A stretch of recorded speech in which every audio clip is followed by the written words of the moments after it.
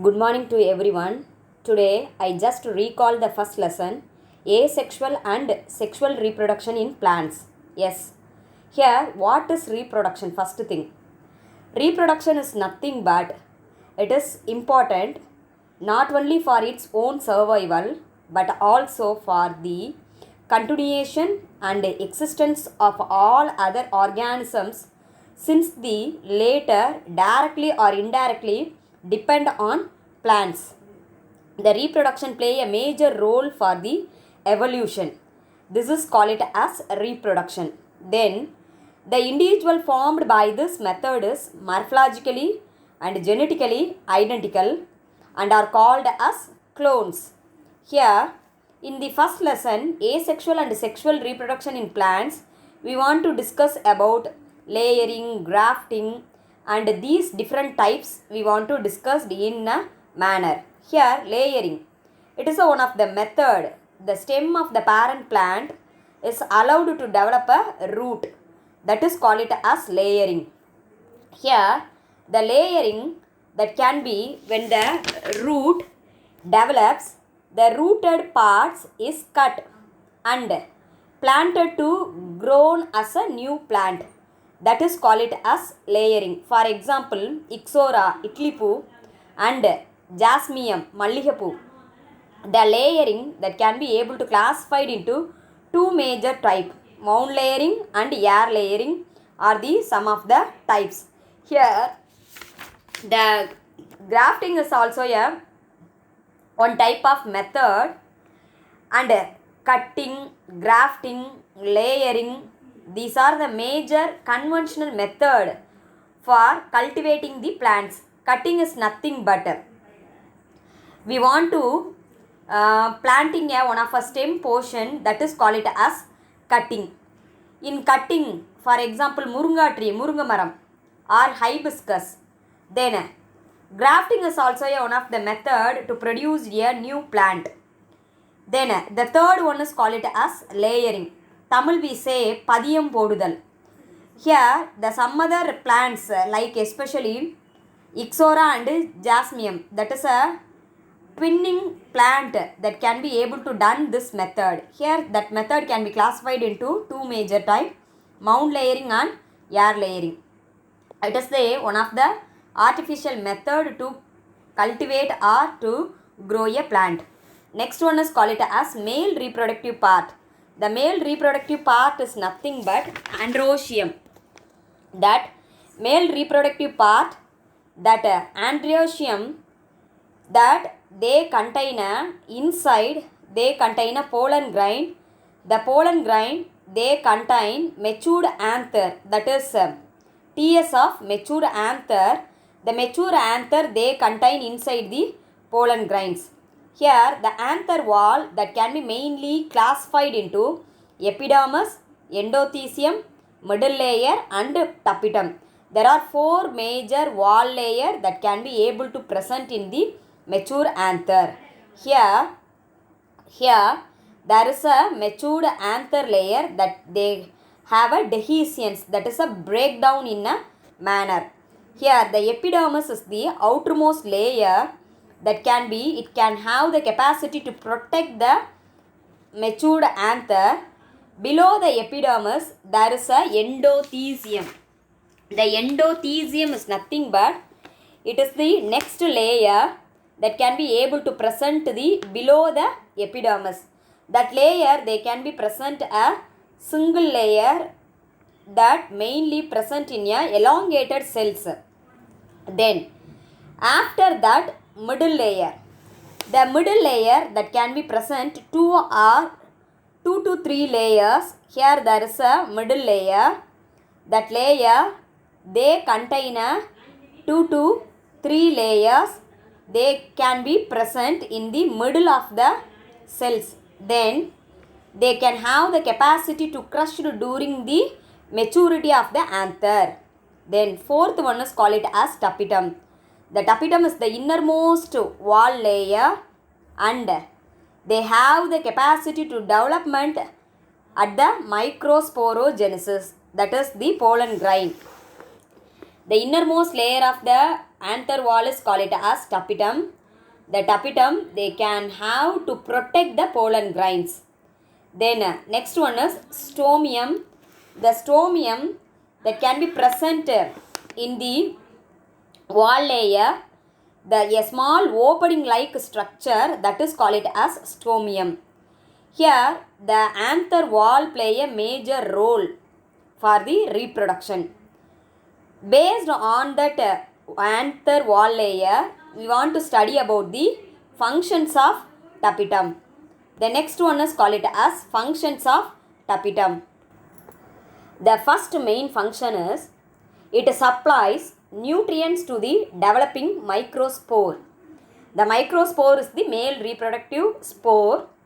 First thing, the tapetum that can have the capacity to give the nutrients to the developing microspores. Then next one, it contributes sporopollenin. The sporopollenin is a one kind of proteinaceous substances through Ubi's bodies thus play important role in the pollen wall formation. Yes, here there is a pollen grain. That pollen grain they contain some of the wall layer. That wall layer that can be able to develop with the help of the sporopollenin, because the sporopollenin is one kind of protein.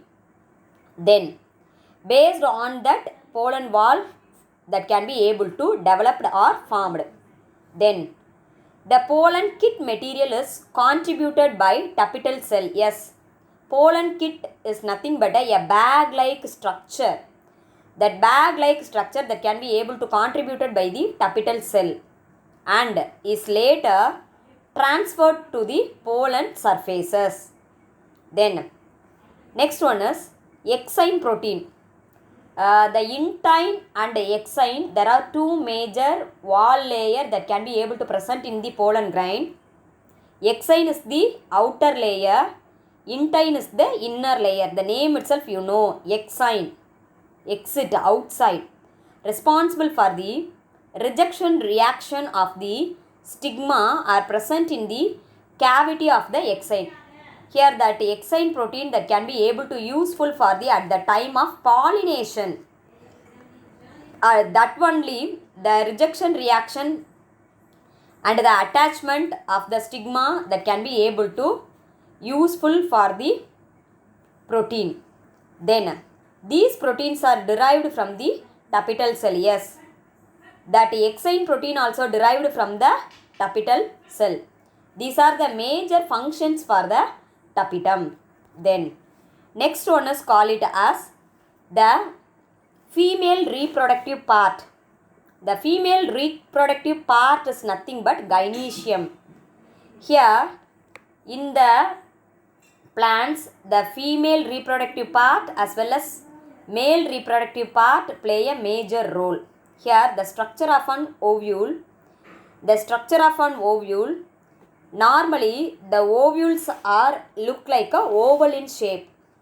Then only it is called it as a ovule. The ovule is otherwise called it as megasporangium. Yes, pollen grains are said that microspore. The same thing for the ovule is called it as a megasporangium.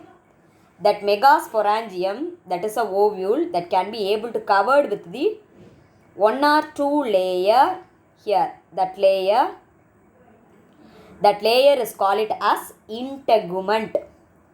A mature ovule they contain a stalk. That stalk is called it as funicle. The stalk of the ovule is called it as funicle. Then the stalk or funicle, then it can be able to present at the base of the ovule. Here there is a base, the stalk that can be able to present. Then the point attached to the ovule, the point attached to the funicle of the ovule of the body, that is called it as hilum.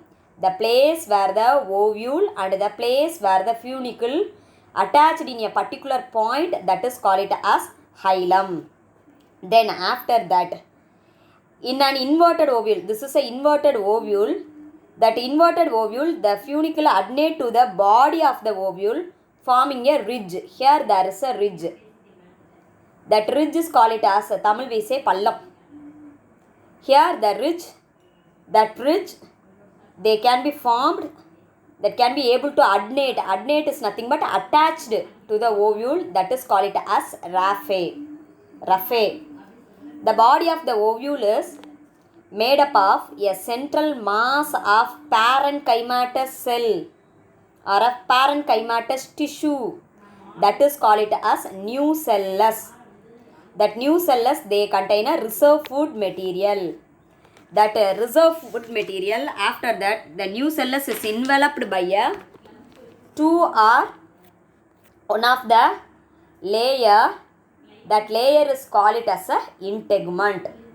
The integument encloses completely because it can be able to protect the nucellus present inside the ovule. Then afterwards, the two end that can be able to present.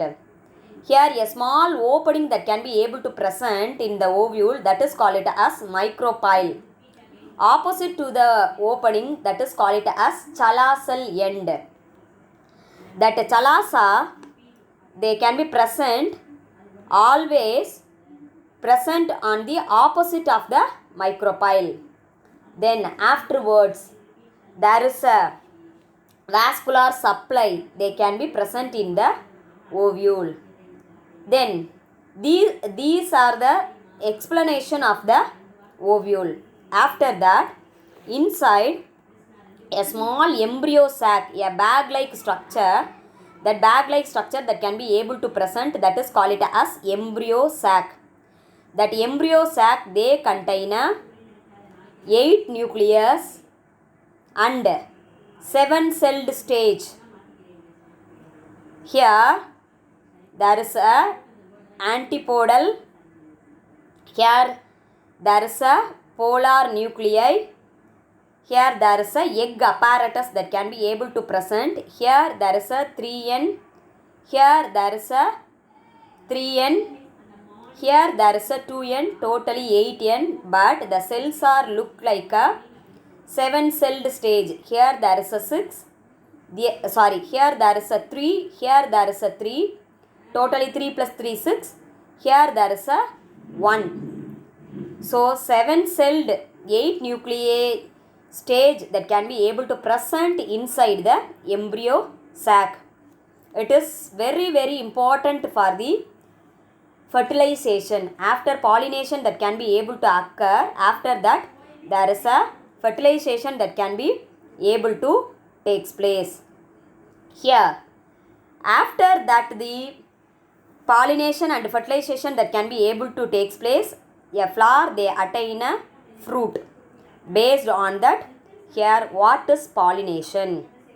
Simply we say, the process of transfer of pollen grains from anther to a stigma of a flower, that is called as pollination.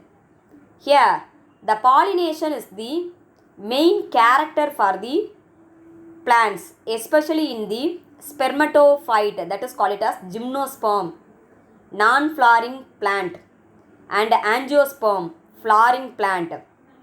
The pollination that can be able to present only in gymnosperm and angiosperm. Based on that pollination, some different types of agents that can be able to involved in the pollination. Here there are major, it can be able to classified into 2 type, self pollination as well as cross pollination. The cross pollination need the some of the agents, some agents that can be able to classified into 2 type, biotic agent and abiotic agent. The abiotic is nothing but wind, water. Biotics are different types. That different types, here there is a Catharophily, that is called as beetle, Palinophily moth, Melatophily bees, Psychophily butterflies, Malacophily snail, Orthinophily birds, Christophily birds, Myrmecophily ant, the pollination that can be able to take place in a different biotic agency.